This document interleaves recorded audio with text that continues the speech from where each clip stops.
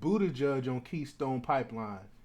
We don't want permanent solutions to short-term problems.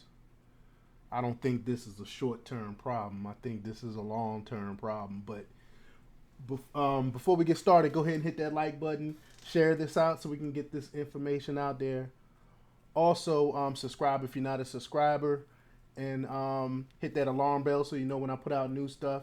And check out my link tree. The link is in the description. That has my Patreon where I talk about things I can't talk about here. And it also has a link to my merch store where I have Let's Go branded t-shirts, I Will Not Comply t-shirts, whole bunch of different t-shirts, and it's all made here in-house. So whatever you purchase, it goes to fund what we're doing here. All right, let's talk about the news. Authorizing the completion of the Keystone XL pipeline to lower fuel prices and give the United States more leverage against Russia would amount to, quote, galloping after permanent solutions to immediate short-term problems. Transportation Secretary Pete Buttigieg said in an interview with MSNBC late Wednesday. Amid skyrocketing oil prices accompanying Vladimir Putin's invasion of Ukraine, Republican governors and lawmakers are urging President Biden to reverse his cancellation of Keystone on his first day in office and use some of the 9,000 untapped oil leases on public lands to counter dependence on Russian oil. And there's a point here that I want to make. We were actually pumping up so much oil during the Trump administration. We were actually starting to export more than we were importing from oil. We were actually exporting our oil out. And then Biden comes in and kill all of that because of the crazy leftist environmentalists don't know what they're talking about when it comes to this whole environmental thing. I mean, they have absolutely no clue what they're talking about, because by canceling this pipeline, which actually is a safe way to transport the oil, because if you got a hole in the oil, it's easy to patch up to come in and fix it. Whereas if it's coming across the ocean, like the Pacific Ocean or the Atlantic Ocean, it can be a great oil spill and have environmental damage. So why wouldn't you want to just pipe it through in your own area where you can fix it if it's a problem arise? It makes absolutely, I mean, it's nonsensical. It's nonsensical what they doing, unless you are deliberately trying to destroy our way of living, our way of life. That's the only reason why you would do something like this. But MSNBC's Stephanie Rule, the host of the 11th Hour, acknowledged the president, quote, does not set the price of gas, but she argued he can influence it. And I agree, through his policy. And the policy that he's enacting is actually hurting us. But, quote, and while releasing some strategic reserves matters, given how much has been released, it is really just a drop in the bucket, she said. And I agree with that, too. And there are things, and I realize this is controversial, it has huge environmental impacts. Could the president possibly consider authorizing the Keystone pipeline or working something out with Iran? Quote, look, Buttigieg replied, the president has said that all options are on the table, but we also need to make sure that we are not galloping after permanent solutions to immediate short-term solutions, where more strategic and tactical actions in the short term that can make a difference. Like what you have with the strategic reserve, which exists partially in order to respond to situations like this. The Keystone pipeline was to carry an estimated 830,000 barrels of oil per day from Canada to the United States. In his State of the Union address Tuesday, Biden said the U.S.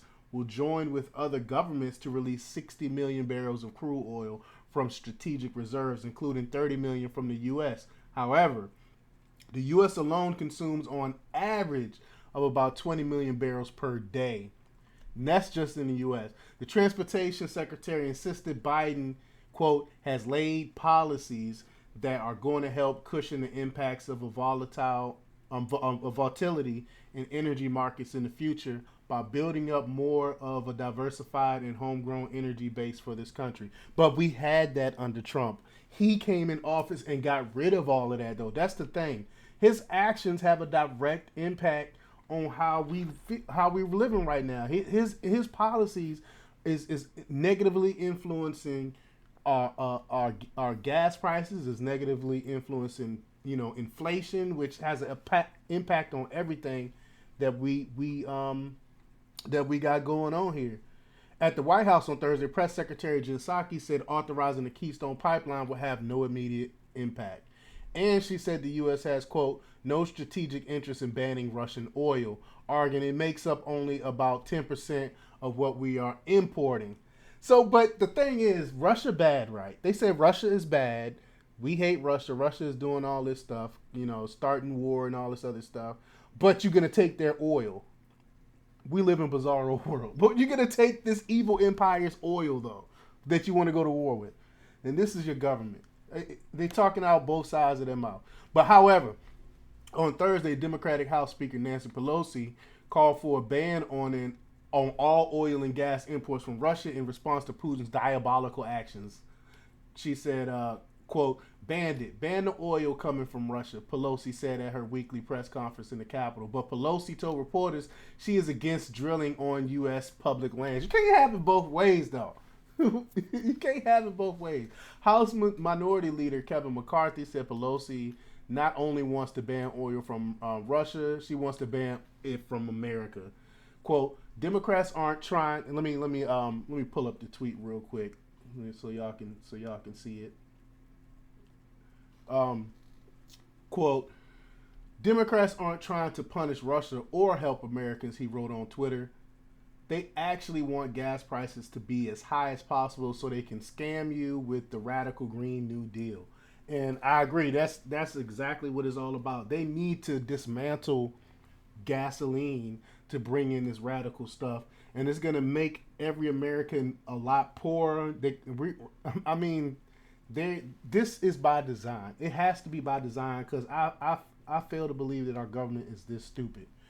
But former Deputy National Secretary Advisor KT McFarland said in an interview last week that the, quote, single most important thing Biden could do to counter Putin is to take away Russia's leverage by reopening American energy industry, beginning with the Keystone pipeline.